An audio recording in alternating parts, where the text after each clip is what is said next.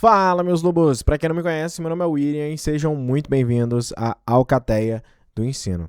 Pessoal, no vídeo de hoje eu vou falar para vocês por que eu não fui aprovado na SpaceX.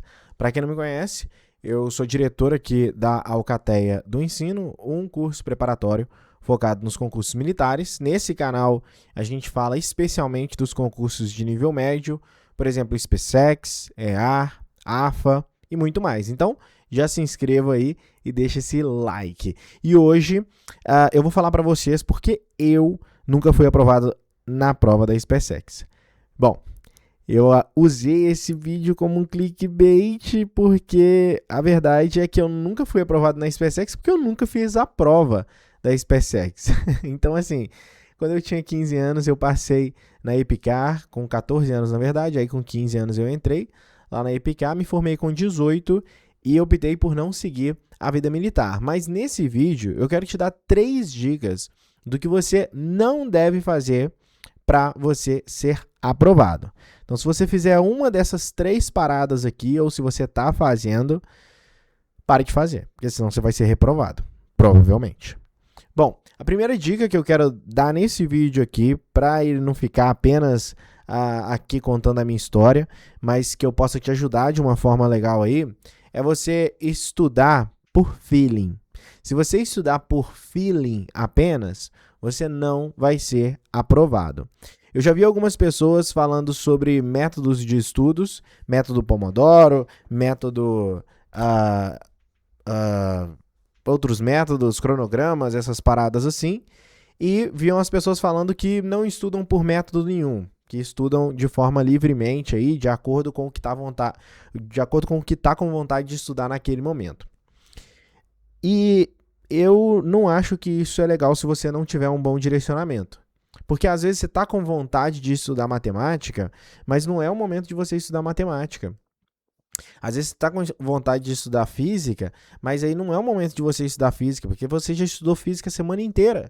Mas é porque você está dominando o conteúdo, é porque você está familiarizado com o conteúdo, e aí você gosta daquele conteúdo e quer estudar mais sobre ele. E aí acaba o quê? Acaba empacando, acaba estagnando naquele conteúdo, por exemplo, cinemática. Você está estudando cinemática, física ali, beleza? Cinemática que é uma matéria dentro da disciplina de física. E você está estudando, e uma hora você precisa avançar. Você precisa partir para dinâmica, você precisa partir para movimentos acelerados, você precisa partir para ondas, para ótica e etc. E não sai da tal da cinemática. Isso é muito ruim. Por quê?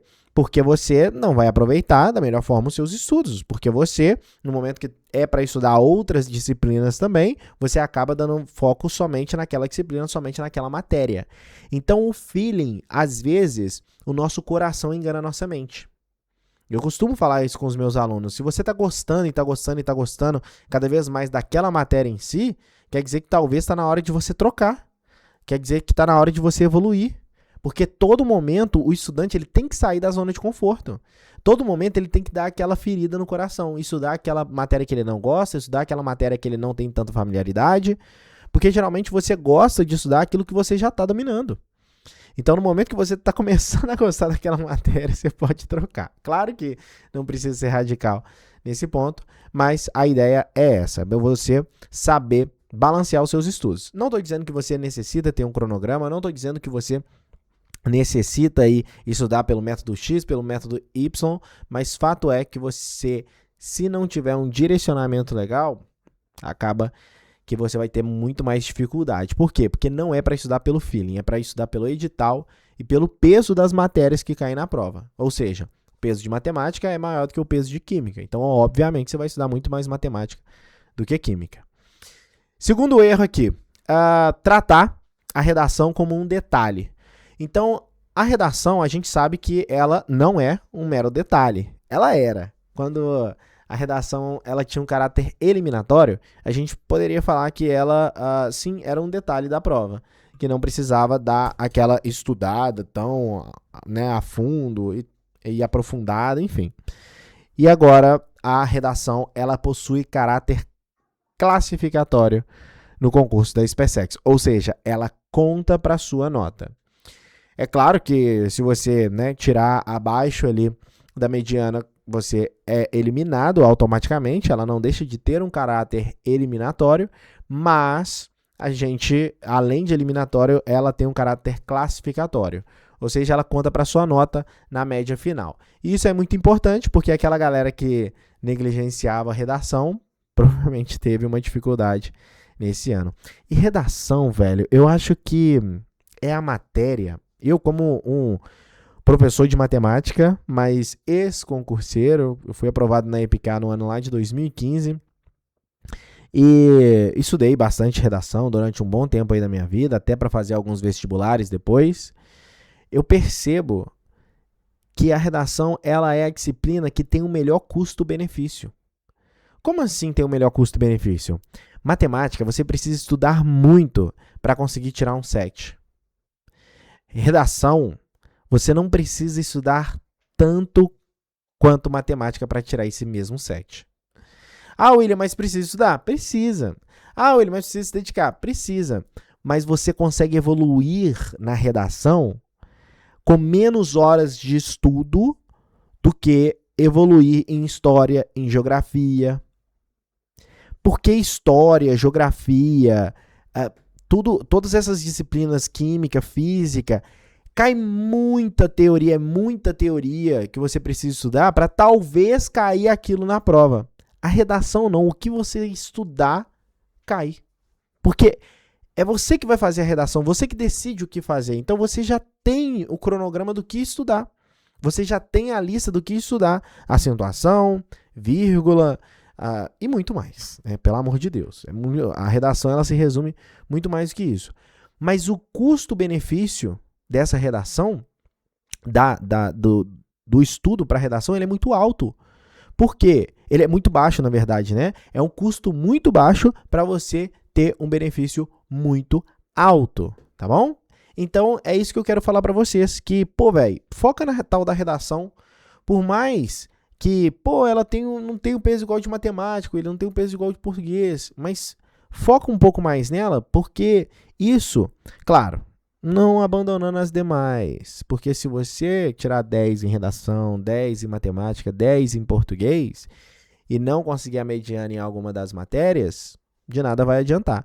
Mas eu recomendaria focar um pouco mais nessa redação, porque eu acredito ser a disciplina que tem o melhor custo-benefício. Beleza? Bom, e o terceiro erro que eu recomendo que vocês evitem ao máximo é estudar aí sem treinar as decisões na hora da prova, ou melhor dizendo, estudar sem gerenciar o tempo. Por quê? Porque nós sabemos que a prova ela é dividida em 2 dias, 4 horas e meia, aqueles negócios que a gente já sabe. Primeiro dia, português, redação, física e química. Segundo dia, matemática, geografia, história e inglês. E você precisa separar muito bem o tempo. Geralmente, a rapaziada não tem muita dificuldade com o tempo. Por quê? Porque até dá para fazer, não é aquela prova que tem um tempo muito apertado, igual, por exemplo, é a prova da AFA. A prova da AFA são 5 horas e 20 para fazer 16 questões de matemática, 16 de português, 16 de inglês, 16 de física e ainda uma redação dissertativa argumentativa. Então, são 64 questões mais uma redação. E são 64 questões super difíceis. Por isso que a nota de corte na AFA é muito menor do que a nota de corte na SpaceX. Mas o que eu estou querendo dizer aqui é o seguinte: você precisa estudar de toda forma, você precisa fazer simulados para que você consiga, na hora da prova, um resultado legal, porque não vai ter dificuldade no tempo. Então, por mais que você consiga safar muito bem as matérias, os exercícios, as disciplinas e tudo mais, se você chegar lá na hora da prova e administrar mal o seu tempo, você pode acertar a questão pra caramba, que aí você vai deixar, 10 questões para trás, 15 questões para trás, não vai conseguir fazer essas outras questões e pode se dar mal por causa disso.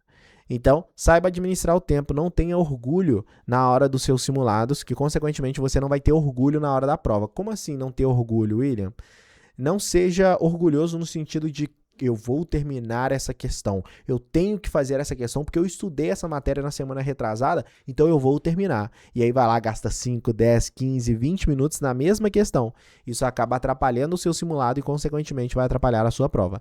Então, saiba gerenciar muito bem o seu tempo. Não só o tempo de estudos dedicado a cada uma das disciplinas, mas também o tempo de execução das questões nos simulados e na sua prova da SpaceX. Espero que vocês tenham um excelente ano, mais um ano árduo de muitos estudos, para que a aprovação venha em nome de Jesus. Valeu! Espero que vocês tenham gostado do vídeo. Deixa aquele like, se inscreva no canal, ativa o sininho e nos vemos em breve. Falou!